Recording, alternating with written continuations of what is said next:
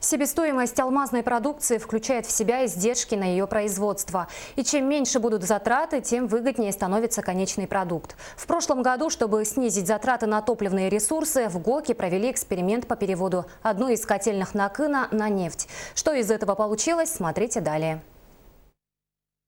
С каждым годом компания «Алроса» старается все больше сократить издержки на производстве. Для этого внедряется самое современное оборудование, используются новые технологии. Однако в итоге большие затраты складываются из множества маленьких. Так, в Нюрбинском ГОКе решили обратить внимание на, казалось бы, неочевидные вещи. Если эксперимент окажется удачным, это позволит горнякам сэкономить немалые суммы в год. Важное кроется в мелочах. Так решили в руководстве компании в 2014 году.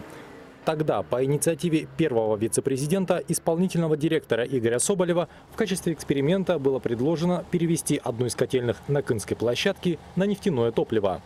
Уже в декабре 2015-го главный теплообъект вахтового поселка заработал на новом оборудовании. 4 месяца испытаний 40-градусными морозами показали, эксперимент более чем удачный.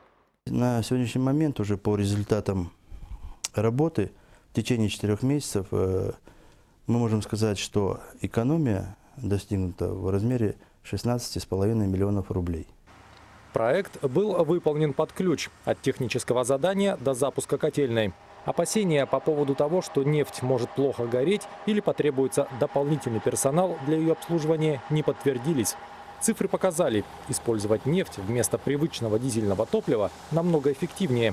Поэтому сейчас в «Алроса» идет согласование нового техзадания на перевод еще 3 котельных Накынской площадки на нефть, в том числе и самого прожорливого дизельного объекта.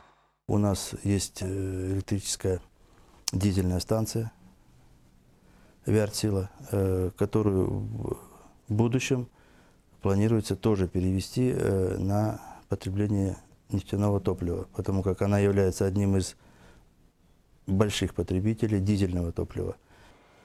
Если проект получит добро, то уже в мае этого года начнутся поиски поставщиков подобного оборудования. В итоге уменьшение затрат на топливо и электричество напрямую повлияет на себестоимость основной продукции Нюрбинского ГОКа – алмазов. Руслан Фаткулин, Илья Засухин, телеканал «Алмазный край».